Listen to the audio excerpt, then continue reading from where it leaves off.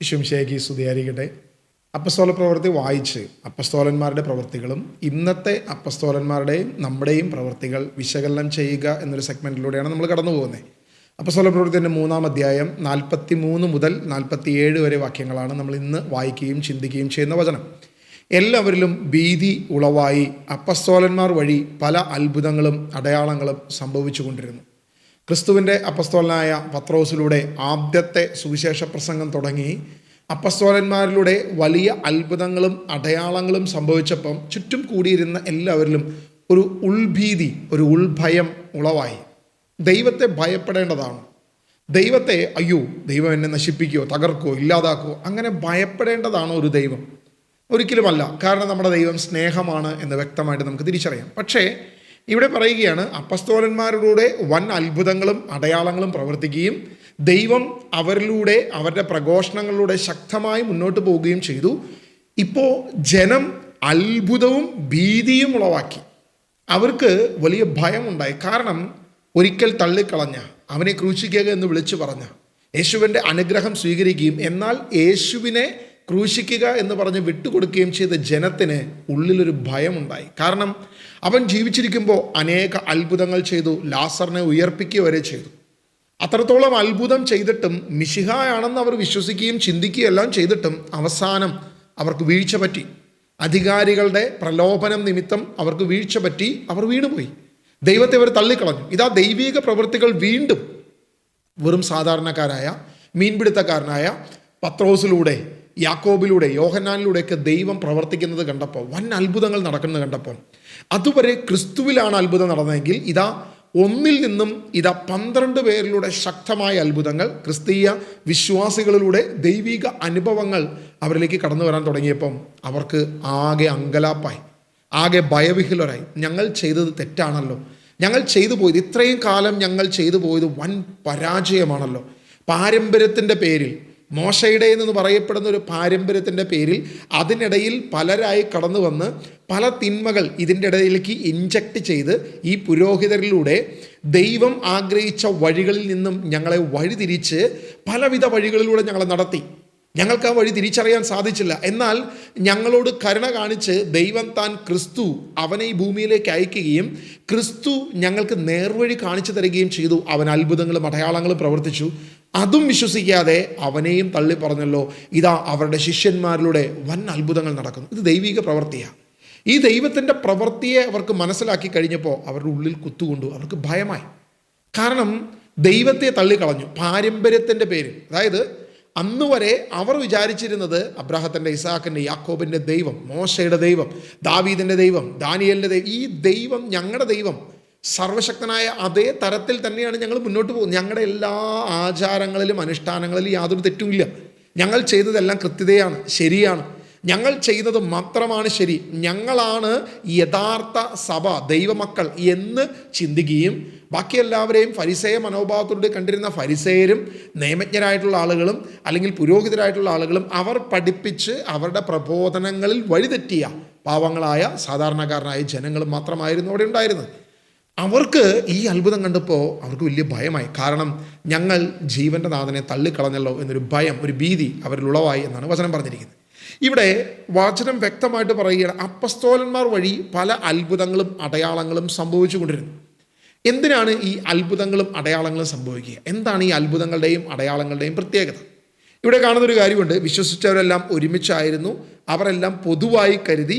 അവർ തങ്ങളുടെ വസ്തുക്കളും സ്വത്തുക്കളും വിറ്റ് കിട്ടിയത് ആവശ്യാനുസരണം അവർക്കെല്ലാവർക്കുമായി വീതിച്ചു എന്ന് താഴെ കാണുന്നു.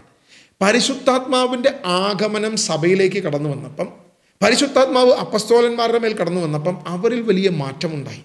ആ മാറ്റത്തിൽ ഏറ്റവും പ്രധാനപ്പെട്ട കാര്യമാണ് അത്ഭുതങ്ങളും അടയാളങ്ങളും പ്രവർത്തിക്കാൻ തുടങ്ങി. വലിയ കാര്യങ്ങൾ അവരിലൂടെ പ്രവർത്തിക്കാൻ തുടങ്ങി. അതുവരെ യേശുവാണ് അത്ഭുതം പ്രവർത്തിച്ചതെങ്കിൽ യേശു പോകുന്നതിന് മുൻപ് വ്യക്തമായൊരു വാഗ്ദത്തം അവർക്ക് കൊടുത്തിരുന്നു. ഞാൻ പോയി കഴിയുമ്പോൾ നിങ്ങൾക്ക് ഞാൻ അയക്കുന്നൊരു സഹായകൻ നിങ്ങളുടെ കൂടെ ഉണ്ടാകും. ആ സഹായകൻ നിങ്ങളെ നടത്തും, നിങ്ങളോട് കൂടെ ഉണ്ടായിരിക്കും. ഞാൻ പോയി കഴിഞ്ഞാൽ സഹായകൻ എപ്പോഴും നിങ്ങളുടെ കൂടെ ഉണ്ടായിരിക്കും എന്നൊരു വാഗ്ദത്തം യേശു അവർക്ക് കൊടുത്തിരുന്നു. ഇതാ പരിശുദ്ധാത്മാവിൻ്റെ ആഗമനത്തോടുകൂടെ യേശു ചെയ്ത അതേ പ്രവൃത്തികൾ ഇവരും ചെയ്യാൻ തുടങ്ങി. കാരണം പരിശുദ്ധാത്മാവ് അത് ദൈവത്തിൻ്റെ ആത്മാവാണ് എന്ന ബോധ്യം ലോകത്തിന്, ജനത്തിന് കൊടുക്കണം. ഒന്നാമത്തെ വിഷയം. 2, സുവിശേഷ പ്രഘോഷണങ്ങൾ, അനേക സ്ഥലത്ത് നമ്മൾ സുവിശേഷ പ്രഘോഷണങ്ങൾ കണ്ടിട്ടുണ്ട്. ഇത് അപ്പസ്തോലന്മാരുടെ പ്രഘോഷണങ്ങളെക്കുറിച്ച് വ്യക്തമായി ദൈവവചനം പറയുന്നത്, യേശു വ്യക്തതയോടെ മർക്കോസിൻ്റെ സുവിശേഷത്തിൽ പറഞ്ഞു, ഞാൻ പോയി കഴിഞ്ഞാൽ നിങ്ങൾക്കൊരു സഹായകനെ ലഭിക്കുമെന്ന് പറഞ്ഞതിന് ശേഷം പിന്നീട് പറയുന്നൊരു കാര്യമുണ്ട്, നിങ്ങൾ എവിടെയെല്ലാം സുവിശേഷം, സത്യസുവിശേഷം പ്രഘോഷിക്കുന്നുവോ അവിടെയെല്ലാം അത്ഭുതങ്ങളാലും അടയാളങ്ങളാലും ദൈവത്തിൻ്റെ വചനത്തിന് ഞാൻ സാക്ഷ്യം നൽകും. മത്തായി സുവിശേഷത്തിൽ അതിൻ്റെ 28-ാമത്തെയും 19 പറയാം, നിങ്ങൾ എല്ലാ ദേശത്തും പോകണം, സുവിശേഷം പ്രഘോഷിക്കണം, യുഗാന്തം വരെ ഞാൻ നിങ്ങളോട് കൂടെ ഉണ്ടായിരിക്കും. കർത്താവായ യേശു ക്രിസ്തു സഭയോടുകൂടെയുണ്ട്, പരിശുദ്ധാത്മാവ് സഭയോടുകൂടെയുണ്ട് എന്ന് തെളിയിക്കുക. കാരണം ഇത് ദൈവത്തിൻ്റെ സഭയാണ്, ഇത് ദൈവത്തിൻ്റെ കൂട്ടായ്മയാണ്, ഇത് ദൈവത്തിൻ്റെ വചനമാണ് എന്ന് തെളിയിക്കേണ്ടത് അത് ദൈവത്തിൻ്റെ ഉത്തരവാദിത്തമാണ്. മനുഷ്യൻ്റെ ഉത്തരവാദിത്തമല്ല, അപ്പസ്തോലന്മാരുടെ ഉത്തരവാദിത്തമല്ല, അതിനേക്കാൾ ഏറെ ഉപരി ദൈവീകമായ ദൈവത്തിൻ്റെ തന്നെ ഉത്തരവാദിത്തം.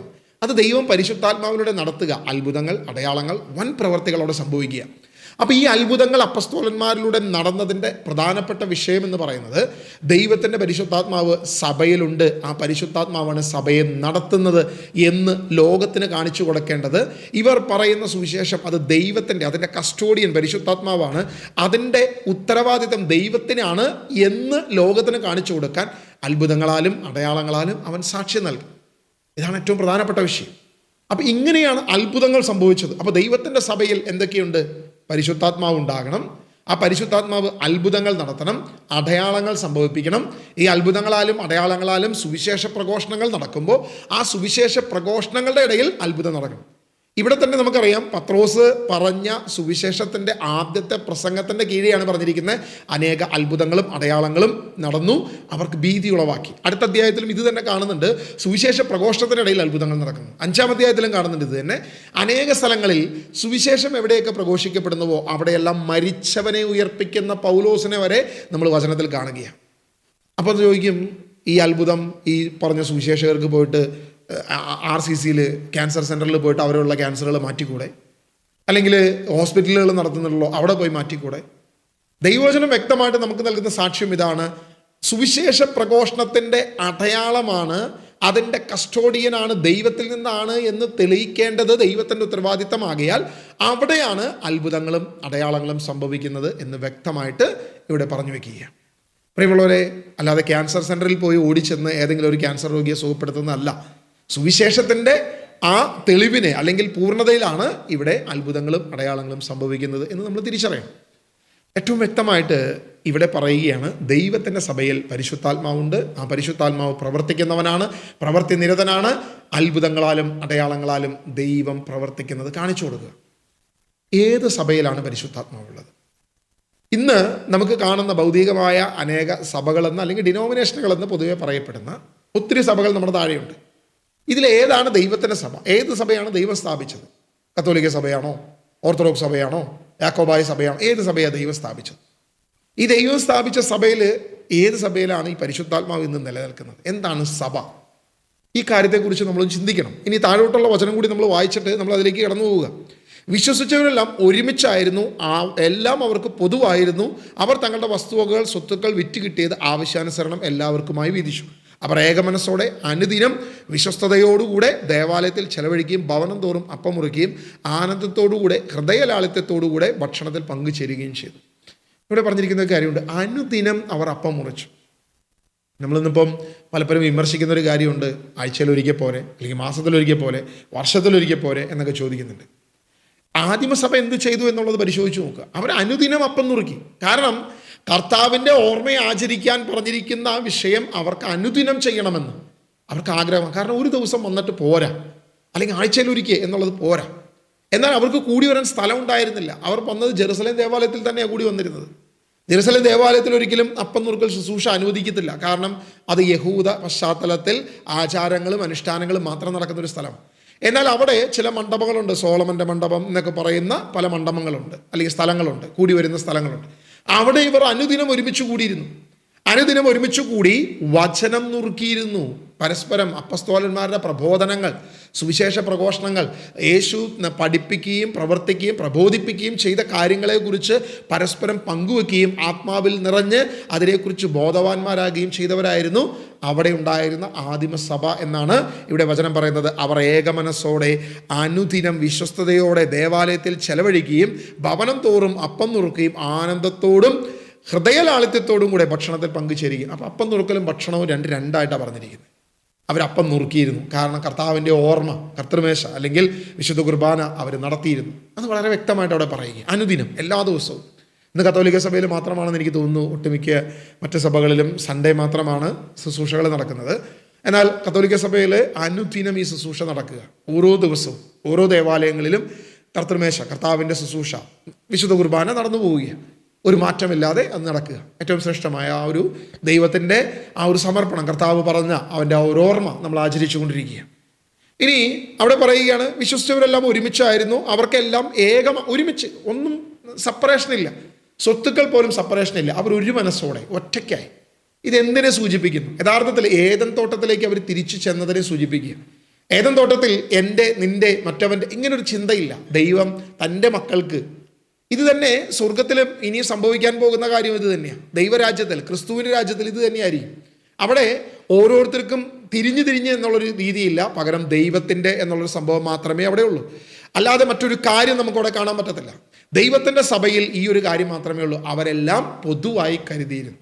എന്നാൽ ഇന്ന് നമുക്കത് പ്രായോഗികമല്ല. ആദിമസഭയിൽ തന്നെ അതിൽ നിന്ന് വ്യത്യാസം വന്നു. ഒരുമിച്ചായിരുന്ന സംഭവം അത് പിന്നീട് സഭയ്ക്ക് വേണ്ടിയിട്ട് അല്ലെങ്കിൽ വിശ്വാസികൾക്ക് വേണ്ടിയുള്ള ധനസമാഹരണം എന്ന രീതിയിലേക്ക് കടന്നു. അപ്പസ്തോലന്മാർ ഒരിക്കലും നിർബന്ധിച്ചിട്ടല്ല ഇങ്ങനൊരു പ്രവൃത്തി നടക്കുന്നത്. അപ്പസ്തോലന്മാർ ആരോടും പറഞ്ഞില്ല, നിങ്ങൾ നിങ്ങളുടെ സ്വത്ത് വിറ്റ് ഞങ്ങൾക്ക് കൊണ്ടുതരണമെന്ന് ആരോടും പറഞ്ഞില്ല. പക്ഷെ അവരുടെ ഉള്ളിൽ തോന്നി, ഞങ്ങൾ ഒന്നാണ്, ഞങ്ങൾ ദൈവമക്കളാണ്, ഞങ്ങൾ ക്രിസ്തുവിൽ സഹോദരങ്ങളാണ്, ക്രിസ്തുവിൻ്റെ ശരീരത്തിൻ്റെ അവയവങ്ങളാണ് എന്ന് അവർക്ക് പരസ്പരം തോന്നി. അതായത് ഒരുവന് മറ്റുള്ളവനോട്, അപ്പോസ്തലനായ പൗലോസ് ലേഖനത്തിൽ പറയുന്നത് പോലെ തന്നെ, ക്രിസ്തു ശിരസ്സും ശരീരത്തിലെ അവയവങ്ങളായ നാം ഓരോരുത്തരും. അപ്പം സഭയുടെ ശരീരങ്ങളെ അവയവങ്ങളാണ് നാം ഓരോരുത്തരും. അപ്പോൾ ഏത് ശരീരത്തിൻ്റെ അവയവമാണ്? ഒരുവൻ കൈയായിരിക്കാം, ഒരുവൻ കണ്ണായിരിക്കാം, ഒരുവൻ കാലായിരിക്കാം, ഒരുവൻ ഉദരം, എന്താണെന്നറിയത്തില്ല. പരസ്പരം ഈ ശരീരത്തിൻ്റെ ഓരോ അവയവങ്ങളാണ്. നമ്മളിവിടെ സഭയുടെ ഒരു സ്ട്രക്ചർ കാണിക്കുക. ക്രിസ്തു അവൻ്റെ ശിരസ്സാണ്. എന്നാൽ ഓരോ ക്രിസ്ത്യാനിയും ക്രിസ്തുവിൻ്റെ അനുഭാവി, ദൈവത്തോട് ചേർന്നിരിക്കുന്നവൻ, അവൻ്റെ നാമത്തിൽ വിശ്വസിക്കുകയും അവൻ ദൈവമാണെന്ന്, യേശു കർത്താവാണെന്ന് അതരം കൊണ്ട് ഏറ്റുപറയുകയും ദൈവം അവനെ ഉയർപ്പിച്ചുവെന്ന് ഹൃദയത്തിൽ വിശ്വസിക്കുകയും ചെയ്തവൻ രക്ഷ പ്രാപിച്ചു. ആ രക്ഷ പ്രാപിക്കുന്നവരുടെ കൂട്ടമായ എല്ലാവരും, അതിപ്പം പാകിസ്ഥാനിലുള്ളവനായിരിക്കാം, ഒരിക്കലും വിശ്വാസം പരസ്യമായി പ്രഖ്യാപിക്കാൻ പറ്റാത്ത ചൈനയിലുള്ളവനായിരിക്കാം, അഫ്ഗാനിസ്ഥാനിലോ ഇറാനിലോ തുർക്കിയിലോ കൊറിയ എവിടെയുള്ളവനും ആയിരിക്കാം. ഇവനെല്ലാം ക്രിസ്തുവിൻ്റെ ശരീരത്തിലെ അവയവങ്ങളാണ്. നമുക്കറിയത്തില്ല ആരൊക്കെയാണ് ഇതിലെ അവയവങ്ങൾ. പലരും തെറ്റിദ്ധരിക്കുന്ന ഒരു കാര്യമുണ്ട്, ക്രിസ്തുവിൻ്റെ ശരീരം, ശിരസ് ക്രിസ്തു, അതിൻ്റെ തൊട്ട് താഴെ പത്രോസ് മാർപ്പാപ്പ, ഒന്നാം മാർപ്പാപ്പയായിരിക്കുന്നു, അതിൻ്റെ താഴെ കത്തോലിക്ക സഭയുടെ ഈ പറയുന്ന 24 ഘടകങ്ങൾ, അതിൻ്റെ താഴെയുള്ള ഓരോരോ റീത്തുകൾ, ഈ റീത്തിലുള്ളവർ മാത്രമാണ് ക്രിസ്തുവിൻ്റെ ശരീരം എന്ന് ചിന്തിക്കുന്ന അവസ്ഥയുണ്ട്. നമുക്ക് സഭയെ സംബന്ധിച്ചിടത്തോളം ഒരു വിസിബിൾ ബോഡി ഉണ്ട്, പല ഡിനോമിനേഷനുകൾ, പല കാര്യങ്ങൾ. പക്ഷെ ഈ ഡിനോമിനേഷനുള്ള എല്ലാവരും ഈ ക്രിസ്തുവിൻ്റെ ശരീരത്തിലെ അവയവങ്ങളാണോ എന്ന് നമുക്കൊരിക്കലും കണക്കിടാൻ പറ്റത്തില്ല, നമുക്കൊരിക്കലും വിധിക്കാനും പറ്റത്തില്ല. ഒരു വിസിബിൾ ബോഡിയെ നമുക്ക് കാണാൻ പറ്റും, എന്നാൽ ഇത് മാത്രമാണ് എന്നൊരിക്കലും പറയാൻ പറ്റത്തില്ല. കാരണം അത് ക്രിസ്തുവിനെ അറിയത്തുള്ളൂ.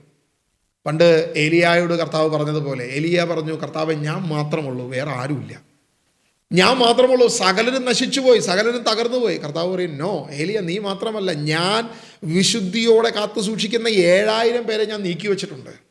7000 പേര് കർത്താവിൻ്റെ വലിയ രീതിയിൽ മാറി നിൽക്കുന്ന വിശുദ്ധ ഗണമുണ്ട് എന്ന് ഏലിയായോട് പറഞ്ഞതുപോലെ തന്നെ ഇന്നും ഒരു വിശുദ്ധ സഭ, വിശുദ്ധ സമൂഹം നമ്മുടെ മുൻപിലുണ്ട് എന്നുള്ളത് നമ്മൾ തിരിച്ചറിയണം. അത് ഏത് ഡിനോമിനേഷനിൽ പെട്ടവനാണെന്ന് ദൈവത്തിനെ അറിയത്തുള്ളൂ. ഒരുപക്ഷെ ഈ സഭയിലുള്ളവൻ കത്തോലിക്കനുണ്ടാകാം, യാക്കോബായക്കാരനുണ്ടാകാം, ഓർത്തഡോക്സുകാരനുണ്ടാകാം, ഇങ്ങനെ പലവിധ ഡിനോമിനേഷനുകളിൽ പെടുന്ന ആളുകളുണ്ടാകാം. ഇന്ന ഡിനോമിനേഷൻ എന്ന് ഒരിക്കലും നമുക്ക് പറയാൻ പറ്റത്തില്ല. എല്ലാ ഡിനോമിനേഷനിലുള്ള ആളുകളുണ്ടാകാം. അതിൻ്റെ അകത്ത് പെന്തക്കോസ്ത് ഉണ്ടാകാം, ഏതെങ്കിലും പ്രൊട്ടസ്റ്റന്റ് സഭകളുണ്ടാകാം. ഇങ്ങനെ വിവിധങ്ങളായ പല ഡിനോമിനേഷനിൽ പെടുന്ന ആളുകൾ ഈ ക്രിസ്തുവിൻ്റെ ശരീരത്തിലുണ്ടാകാം. നമുക്കൊരിക്കലും വാശി പിടിക്കാൻ പറ്റത്തില്ല ഇന്നത് മാത്രമേ ഉള്ളൂ എന്ന് നമുക്കൊരിക്കലും പറയാൻ പറ്റത്തില്ല. കാരണം ഇവിടെ കർത്താവിൻ്റെ സഭയെക്കുറിച്ച് ആദിമസഭയിൽ പരിശുദ്ധാത്മാവ് വന്നു കഴിഞ്ഞപ്പം ഒരു വലിയ കാര്യം, ഒരു വലിയ തുറന്ന ചിന്താഗതി അവർക്ക് പരിശുദ്ധാത്മാവ് ഒരു ബോധ്യം കൊടുക്കുക. നിങ്ങളുടെ സ്വത്തുക്കൾ വിറ്റ് നിങ്ങൾ ഏകമായി കരുതണം, നിങ്ങൾ ഏകമാകണം. ഒരു നിഴൽ അവിടെ സംഭവിക്കുക. ഇതിൻ്റെ പൂർത്തീകരണം ദൈവരാജ്യത്തിൽ നമുക്ക് സംഭവിക്കും. നമ്മളെല്ലാം ഒരുമിച്ച് ഒരു മനസ്സോടെ ഒരുമിച്ചായിരിക്കുന്ന വിശുദ്ധരോടൊപ്പം, പഴയ നിയമ പ്രവാചകന്മാരോടൊപ്പം, അപ്പസ്തോലന്മാരോടൊപ്പം, വിശുദ്ധ സഭയോടൊപ്പം നമ്മൾ ഒരുമിച്ചായിരിക്കുന്ന ഒരു ദിനമുണ്ട്. ക്രിസ്തുവിൻ്റെ കീഴിൽ നമ്മളായിരിക്കുന്ന ഒരു ദിവസമുണ്ട്. തീർച്ചയായിട്ടും നമ്മളത് കാണും. പക്ഷെ അതിൻ്റെ മുന്നോടിയായി അന്ന് സംഭവിച്ച കാര്യങ്ങൾ ഇന്ന് നമ്മൾ തിരിച്ചറിയുമ്പം, ചിന്തിക്കുമ്പം, ക്രിസ്തു ശിരസായ ഈ സഭയുടെ ഇൻവിസിബിൾ ബോഡി യഥാർത്ഥത്തിൽ അതിങ്ങനെ പരന്നു കിടക്കുക. അതൊരു എക്യുപ്മെനിക്കലാണ്. ഒരിക്കലും നമുക്ക് ഇന്നതെന്ന് പറയാൻ കഴിയാത്ത തലത്തിൽ പല സ്ഥലങ്ങളിൽ ചിതറിക്കിടക്കുന്ന ദൈവത്തിൻ്റെ ഒരു സഭയുണ്ട്. ഒരു ഇൻവിസിബിൾ ബോഡിയും ഈ സഭയ്ക്കുണ്ട് എന്നുള്ളത് നമ്മൾ തിരിച്ചറിയണം. ഒരിക്കലും ആരെയും നമ്മൾ ചെറുതായി കാണുകയോ ആരെയും നമ്മൾ കുറ്റം വിധിക്കുകയോ ചെയ്യല്ല. തെറ്റുകൾ നമ്മുടെ സഹോദരനെ ചൂണ്ടിക്കാണിക്കാൻ ദൈവം അനുവദിച്ചിട്ടുണ്ട്. അതും ദൈവവചനത്താൽ മാത്രമാണ്, സുവിശേഷം നമ്മളോട് കൽപ്പിച്ചിട്ടുള്ള കാര്യങ്ങൾ അനുസരിക്കാൻ അവരെ പഠിപ്പിക്കുമെന്ന് കർത്താവാണ് നമ്മളോട് പറഞ്ഞത്. നമ്മൾ ഓരോ വീഡിയോ ചെയ്യുമ്പോഴും ഓരോ കാര്യങ്ങൾ നമ്മൾ പങ്കുവെക്കുമ്പോഴും ഒറ്റ ഉദ്ദേശമേ ഉള്ളൂ, സുവിശേഷത്തിന് വിരുദ്ധമായി ഏതെങ്കിലും പ്രവർത്തികൾ മുന്നോട്ട് പോകുന്നുണ്ടെങ്കിൽ അത് തെറ്റാണെന്ന് ചൂണ്ടിക്കാണിക്കേണ്ടത് അത് അപ്പസ്തോലിക സഭയുടെ ആ പരിശുദ്ധാത്മാവുള്ളവൻ്റെ ബോധ്യമാണ്, പരിശുദ്ധാത്മാവൻ്റെ ഉത്തരവാദിത്തമാണ്. എസെക്കിയേലിനോട് പറയുന്നത് പോലെ, എസെക്കിയേലേ, നീ ലോകത്തിൻ്റെ കാവൽക്കാരനാണ്, പ്രവാചക, നിന്നെ ഞാൻ കാവലേൽപ്പിച്ചിരിക്കുന്നു. മരണം വരുമ്പോൾ, യുദ്ധം വരുമ്പോൾ, പ്രതിസന്ധി വരുമ്പോൾ വിളിച്ചു പറയേണ്ടത് നിന്റെ ഉത്തരവാദിത്തമാണ്. വിളിച്ചു പറഞ്ഞാൽ നീ നിന്റെ രക്തത്തിൽ നീ പാപിയല്ലാതെ നീ നിന്റെ ജീവനെ നേടും. എന്നാൽ വിളിച്ചു പറഞ്ഞില്ലെങ്കിൽ നിന്റെ രക്തം പോലും ഞാൻ പകരം ചോദിക്കുമെന്ന് കർത്താവ് പറഞ്ഞിരിക്കുന്ന എസെക്കിയേലിൻ്റെ കൃത്യമായിട്ട് അതിന് 3-ാം അധ്യായം 18-ാം വാക്യത്തിൽ 17-18 വാക്യത്തിൽ നമ്മളോട് പറഞ്ഞിരിക്കുന്ന വചനമാണ്. നമ്മളിതെല്ലാം അറിയുകയും ചിന്തിക്കുകയും വേണം. നമ്മുടെ സഹോദരങ്ങൾ തെറ്റിലാകപ്പെട്ടു പോകുമ്പോൾ, ദൈവത്തെ അറിയാതെ പോകുമ്പോൾ അവരെ കൂടെ കൂട്ടിച്ചേർക്കുവാൻ, അവരെ കൂടെ തെറ്റിൽ നിന്നും തിരിച്ചു കൊണ്ടുവരുവാൻ, ഈ നേരായ വഴി മാർഗം പറഞ്ഞു കൊടുക്കുവാൻ നമ്മൾ കൂടെ തയ്യാറാകണമെന്നുള്ളത് ഏറ്റവും നല്ലൊരു തിരിച്ചറിവാണ്.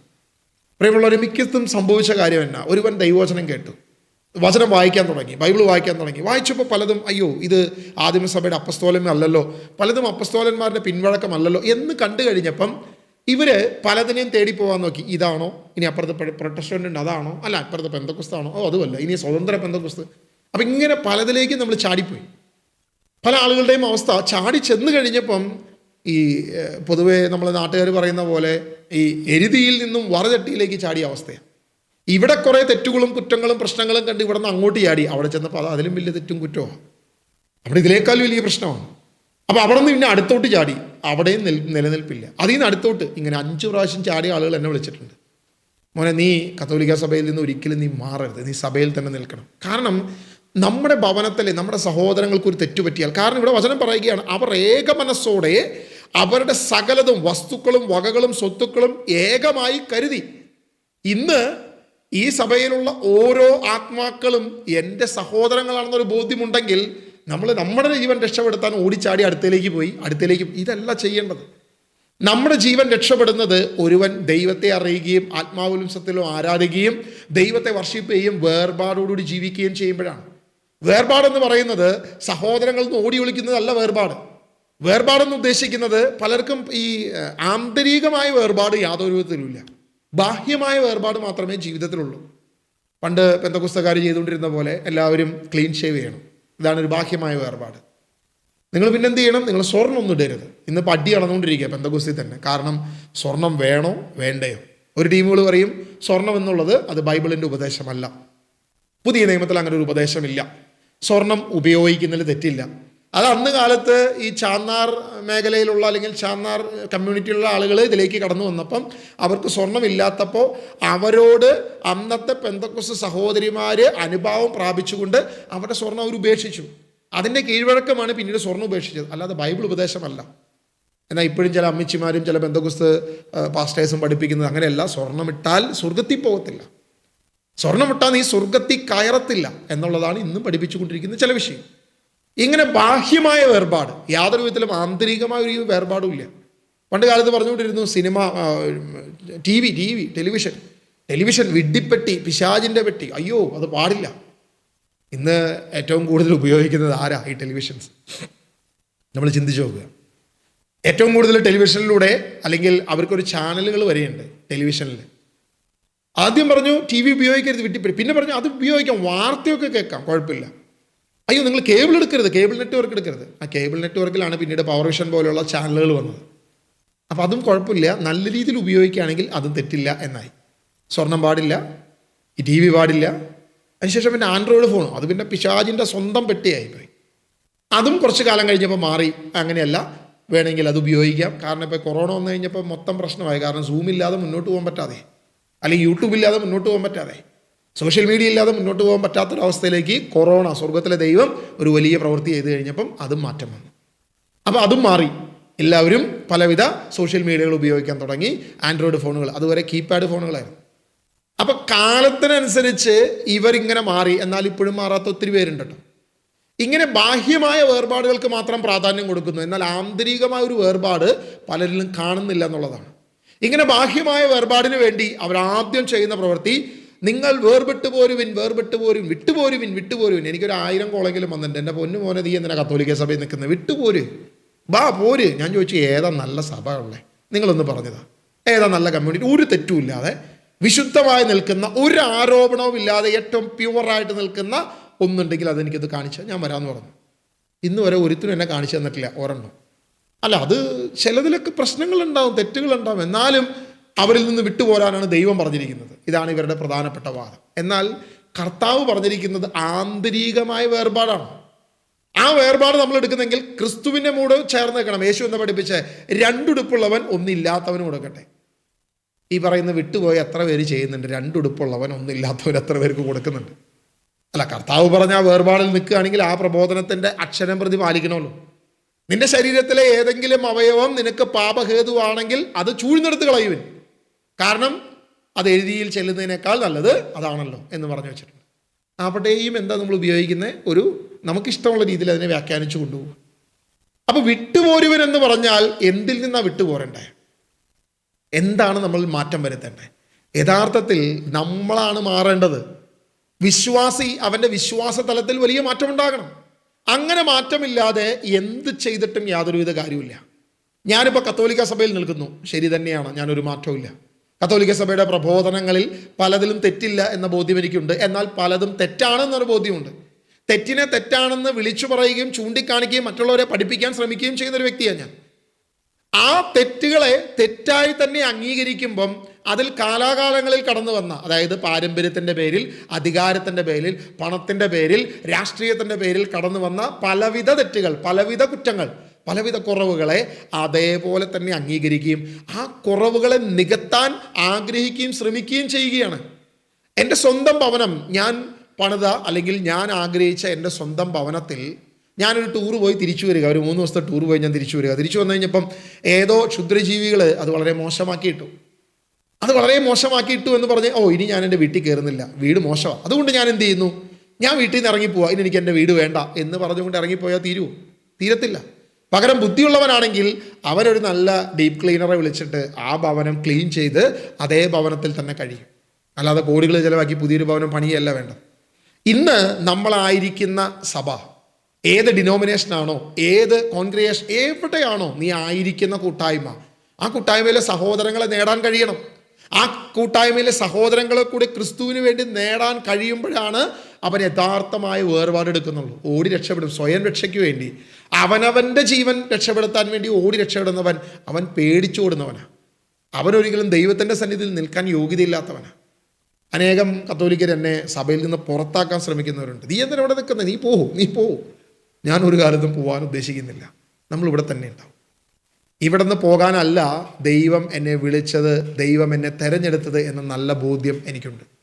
പ്രിയമുള്ളവർ, നമ്മൾ തിരിച്ചറിയുക, വേർപാട് ഒരിക്കലും അത് ഭൗമികമായിട്ടുള്ള വേർപാട് മാത്രമല്ല, ഏതെങ്കിലും മീശ വടിക്കുന്നതല്ല വേർപാട്, ഇങ്ങനെയുള്ള സ്വർണ്ണം ഉപേക്ഷിക്കുന്നതല്ല വേർപാട്. ആന്തരികമായ വേർപാട് ഒരു മനുഷ്യനില്ലെങ്കിൽ അവന് യാതൊരുവിധ മാറ്റവും. അവന് ദൈവത്തിൻ്റെ ഒരു യാതൊരുവിധ ചേർച്ചയോ ഒരു വിശുദ്ധിയോ ഇല്ല എന്നുള്ളതാണ്. കാരണം ഇവിടെ വചനം പറയുകയാണ്, വിശ്വസിച്ചവരെല്ലാം ഒരുമിച്ചായിരുന്നു, അവർക്കെല്ലാം പൊതുവായിരുന്നു, അവർ തങ്ങളുടെ വസ്തുവകകളും സ്വത്തുക്കളും വിറ്റുകിട്ടി, ആവശ്യാനുസരണം അവരെല്ലാവർക്കും വിധിച്ചു. ഏക മനസ്സോടെ, ഒരു മനസ്സോടെ വിവിധ ഡിനോമിനേഷനിൽ പെടുന്നവനെയും നമുക്ക് സ്വീകരിക്കാൻ കഴിയണം. അവനെ ഏകമനസ്സോടെ കാണണം. അതിന് ഏറ്റവും വലിയ കോമഡി, എല്ലാ ഓണം ആഘോഷിക്കും, വിഷു ആഘോഷിക്കും, മറ്റേ ബക്രീദ് വന്നാൽ അതും ആഘോഷിക്കാം, കുഴപ്പമില്ല. നബിദിനം വരുമ്പോൾ അതിനും നമ്മൾ ആശംസ കൊടുക്കും. ഇങ്ങനെയുള്ള സകല പരിപാടി നമ്മൾ ചെയ്യും. അവരുടെ എല്ലാ ആഘോഷങ്ങളും കട്ടെടുത്ത് നമ്മുടെ ദേവാലയത്തിൽ കൊണ്ടുവന്ന് ആഘോഷങ്ങൾ നടത്തും. ഈ പറയുന്ന എല്ലാ പ്രോഗ്രാമും നമ്മൾ നടത്തും. പക്ഷേ നമ്മൾ എന്ത് ചെയ്യത്തില്ല? ഏതെങ്കിലും ഒരു ക്രിസ്തു വിശ്വാസിയെ കണ്ടു കഴിഞ്ഞാൽ, ഒരു പക്ഷേ അവൻ പ്രൊട്ടസ്റ്റൻ്റ് ആകാം, പെന്തക്കുസ്താകാം, ബ്രദറങ്കാരനാകാം, എന്തും ആകട്ടെ, വാട്ട് എവർ ഇറ്റ് ഈസ്, ഏതെങ്കിലും ഒരു ഡിനോമിനേഷനിൽ കണ്ടവനാകട്ടെ, അവനെ കാണുമ്പോൾ നമുക്ക് ചതുർത്ഥിയാ, ഓ ചെകുത്താൻ കുരിശ് കണ്ട പോലെയാണ്. ഓ ഇവൻ എന്തിനാ വന്നേ? അവനെ വീട്ടിൽ കയറ്റരുത്, അവൻ്റെ പ്രബോധനം കേൾക്കരുത്, നശിച്ചുപോയി, തകർന്നുപോയി, അതോടുകൂടി എല്ലാം ഇല്ലാതെയായി. ഇതാണ് കത്തോലിക്കരായ നമ്മുടെ വേർപാട്. അപ്പുറത്താണെങ്കിൽ അവരിങ്ങനെ എല്ലാവരും ചാടിച്ച് പുതിയൊരു വേർപാടിന് വേണ്ടിയിട്ട് അങ്ങനെ നടക്കുന്നു. ഇതൊന്നും ക്രിസ്തീയമല്ല എന്ന തിരിച്ചറിവ് നമ്മുടെ മുന്നിലുണ്ടാകണം. കർത്താവ് ആഗ്രഹിച്ച യഥാർത്ഥമായ വേർപാട് ഇവിടെ 47-ാം വാക്യത്തിൽ പറയുകയാണ്, അവർ ദൈവത്തെ സ്തുതിക്കുകയും ജനം മുഴുവൻ്റെയും പ്രീതിക്ക് പാത്രമാവുകയും ചെയ്തു. ദൈവത്തെ സ്തുതിക്കുന്നവൻ ജനത്തിൻ്റെ പ്രീതിപാത്രമായി മാറും. അവർ ദൈവത്തെ സ്തുതിക്കുന്നത് കാണുമ്പോൾ പുറത്ത് നിൽക്കുന്ന ജനത്തിന് മനസ്സിലാകും ഇവർ യഥാർത്ഥ ദൈവത്തെയാണ് സ്തുതിക്കുന്നത്. നമുക്കിവിടെ ഡിനോമിനേഷണൽ ഫൈറ്റാ, അങ്ങോട്ടും ഇങ്ങോട്ടും കണ്ടുകൂടായ്മ, ആട്ടിയ ഒരു സഭയിൽ തന്നെ പെട്ട, അല്ലെങ്കിൽ ഒരു ഡിനോമിനേഷനിൽ പെട്ടവർ തന്നെ അങ്ങോട്ടും ഇങ്ങോട്ടും അടി, ഇങ്ങോട്ട് തിരിഞ്ഞ് കുർബാന വേണോ, അങ്ങോട്ട് തിരിഞ്ഞ് കുർബാന വേണോ, അങ്ങോട്ടും ഇങ്ങോട്ടും യുദ്ധം ചെയ്യുക. നമ്മൾ ആരെ നേടും? ഒരുവനെയും നമ്മൾ ക്രിസ്തുവിൽ നേടാൻ പോകുന്നില്ല. നമ്മുടെ പ്രവൃത്തി കൊണ്ട് ക്രിസ്തുവിന് വേണ്ടി ഒരുവനെ നേടാൻ കഴിയുമോ എന്ന് സ്വയം നമ്മൾ ചിന്തിച്ചു നോക്കുക. വീണ്ടും താഴോട്ട് വചനം പറയുകയാണ്, രക്ഷിക്കപ്പെട്ടവരെ കർത്താവ് അവരുടെ ഗണത്തിൽ പ്രതിദിനം ചേർത്തുകൊണ്ടിരിക്കുന്നു.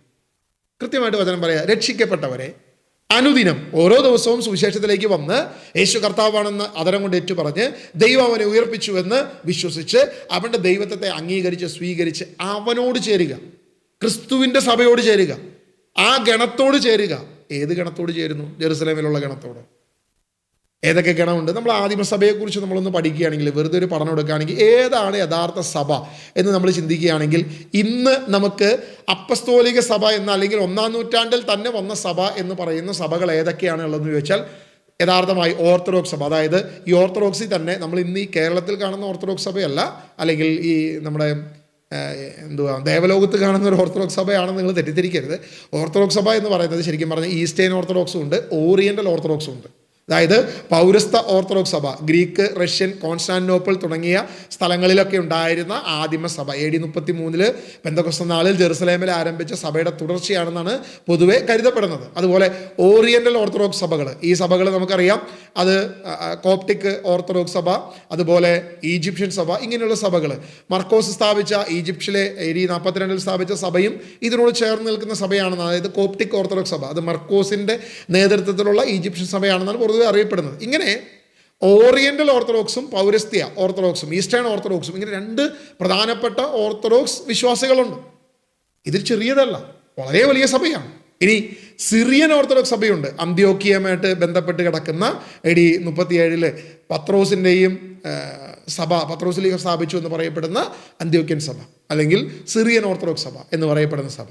ഇതും 1-ാം നൂറ്റാണ്ടിൻ്റെ പാരമ്പര്യം പേറുന്ന സഭയാണ്. വീണ്ടും നമുക്ക് നോക്കിക്കഴിഞ്ഞാൽ അർമേനിയൻ അപ്പസ്തോലിക് സഭകളുണ്ട്. AD 1-ാം നൂറ്റാണ്ടിൽ തന്നെ തദേവൂസ്, വിശുദ്ധ തദേവൂസും അതുപോലെ ബർത്തലോമിയ എന്ന അപ്പസ്തോലന്മാരിലൂടെ വലിയൊരു രാജ്യമായി മാറിയ അർമേനിയ, ഏകദേശം AD 300-കളിൽ തന്നെ അർമേനിയ രാജ്യം മുഴുവൻ ക്രിസ്തുമതം, അതായത് ഔദ്യോഗികമായി പ്രഖ്യാപിച്ചൊരു സ്ഥലമാണ്. AD 325 അല്ലെങ്കിൽ 314 മിലാൻ വിളംബരം, അതിനുശേഷം 325 കോൺസ്റ്റന്റൈൻ ചക്രവർത്തിയുടെ ആ ഒരു വിളംബരത്തിലൂടെയൊക്കെ ക്രിസ്തീയ സ്വാതന്ത്ര്യം ലഭിക്കുന്നു. പക്ഷേ അതിനേക്കാൾ മുൻപ് അർമേനിയ ക്രിസ്തീയ രാജ്യമായി മാറിക്കഴിഞ്ഞു എന്നുള്ളതാണ് പല ചരിത്രങ്ങളും നമ്മുടെ മുമ്പിൽ വെക്കുന്നത്.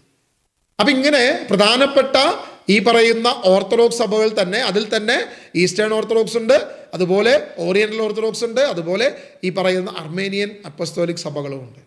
ഇനി അതുകൊണ്ട് തീർന്നില്ല, അതുകൊണ്ടും അവസാനിക്കുന്നതെന്ന് നമ്മൾ ഒരിക്കലും കരുതരുത്. വീണ്ടും താഴോട്ട് നമ്മൾ പോയി കഴിഞ്ഞാൽ പിന്നെയും നമുക്ക് കാണാൻ പറ്റും ഏറ്റവും പ്രധാനപ്പെട്ട, ഏറ്റവും അധികം വിശ്വാസികളുള്ള നമ്മുടെ കത്തോലിക്ക വിശ്വാസം, കത്തോലിക്ക സഭയെയും നമുക്ക് കാണാൻ പറ്റും. ഈ കത്തോലിക്ക സഭ റോമിൽ പൗലോസ് പത്രോസിൻ്റെ കീഴിൽ, ആ അപ്പസ്തോലന്മാരുടെ കൂടെ ആദ്യത്തെ പത്രോസ് എന്ന് പറയുന്ന മാർപ്പാപ്പയുടെ കീഴിലായിരിക്കുന്ന നമ്മുടെ പത്രോസിൻ്റെ സഭ. ഈ സഭയിലാണ് ഏറ്റവും കൂടുതൽ വിശ്വാസികളായിരിക്കുന്നത്. മാർപ്പാപ്പയാണ് അതിൻ്റെ സഭയുടെ തലവൻ, നമുക്ക് എല്ലാവർക്കും അറിയാം, നമ്മളൊക്കെ ആയിരിക്കുന്ന സഭ. അപ്പോൾ ഈ സഭയാണോ ദൈവം സ്ഥാപിച്ചത്, അല്ലെങ്കിൽ ഈ സഭയിൽ മാത്രമാണോ ദൈവം കൂട്ടിച്ചേർത്തത്? ഇവിടെ വചനം പറയുക, രക്ഷിക്കപ്പെടുന്നവരെ അവരുടെ ഗണത്തിൽ ചേർത്തു. ഏത് ഗണത്തിൽ? കത്തോലിക്ക ഗണത്തിലാണോ ചേർത്തത്? അതെയോ അർമേനിയൻ ഗണത്തിലാണോ ചേർത്തത്? അതെയോ ഈസ്റ്റേൺ ഓർത്തഡോക്സിലാണോ ചേർത്തത്? അതെയോ മറ്റേ എത്യോപ്യയിലുള്ള സ്ഥലങ്ങളിലാണോ ചേർത്തത്? അതെയോ ആഫ്രിക്കൻ സ്ഥലങ്ങളിലാണോ ചേർത്തത്? എവിടെയാണ് ചേർത്തത്?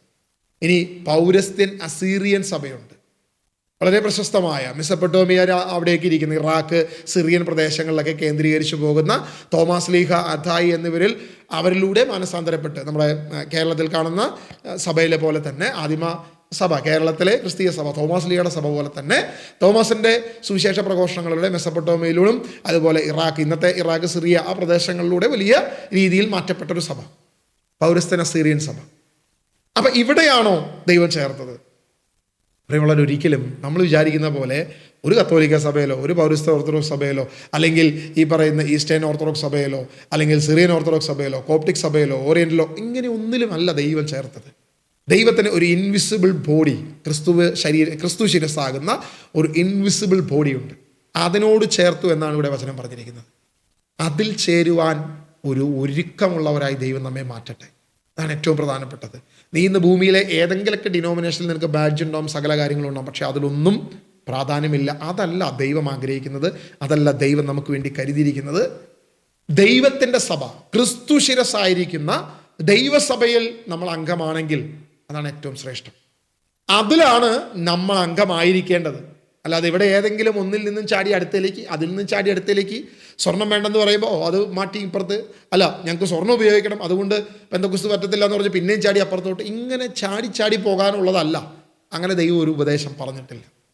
ദൈവവചനം അങ്ങനെ ഒരു ഉപദേശം, പുതിയ നിയമ ഉപദേശത്തിൽ അങ്ങനെ ഒരു സംഭവമില്ല.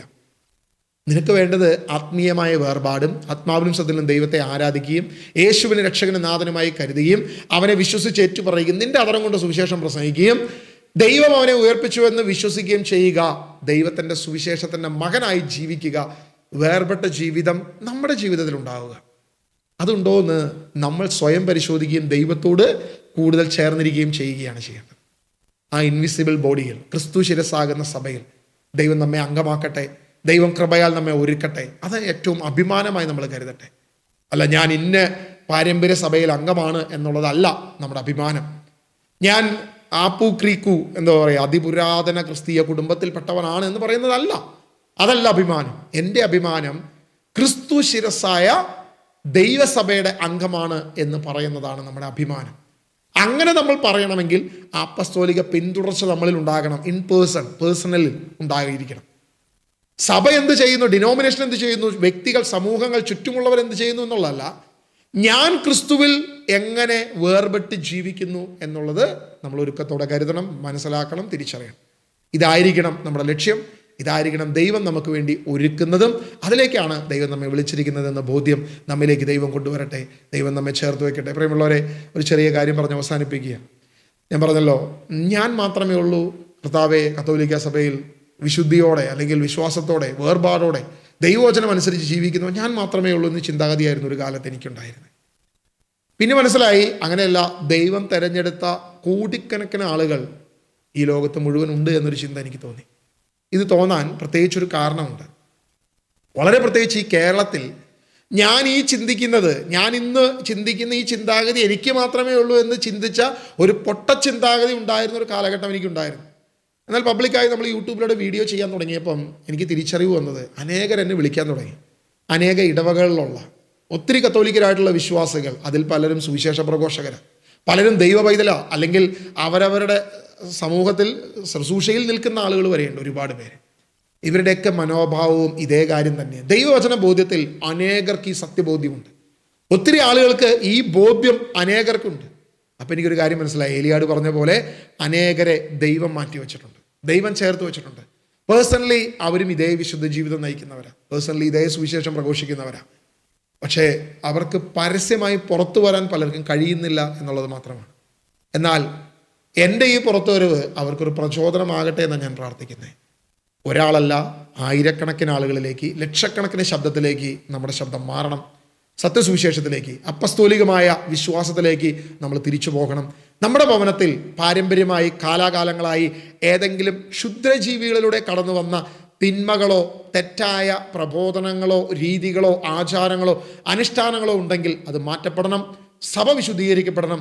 നമ്മളായിരിക്കുന്ന ഈ ഡിനോമിനേഷനും വിശുദ്ധീകരിക്കപ്പെടണം എന്ന് ഞാൻ ആഗ്രഹിക്കുന്നു. അതുകൊണ്ട് എന്നും ഇവിടെ തന്നെ ഉണ്ടാകുമെന്ന് ഉറച്ചു വിശ്വസിച്ചുകൊണ്ട് മുന്നോട്ട് പോകുന്നു. ദൈവം നമ്മെ അനുഗ്രഹിക്കട്ടെ. വ്യക്തിപരമായൊരു വേർപാടോടുകൂടി മുന്നോട്ട് പോകുവാൻ ദൈവം നമ്മെ ശക്തിപ്പെടുത്തട്ടെ എന്ന് പ്രാർത്ഥിക്കുന്നു. God bless you.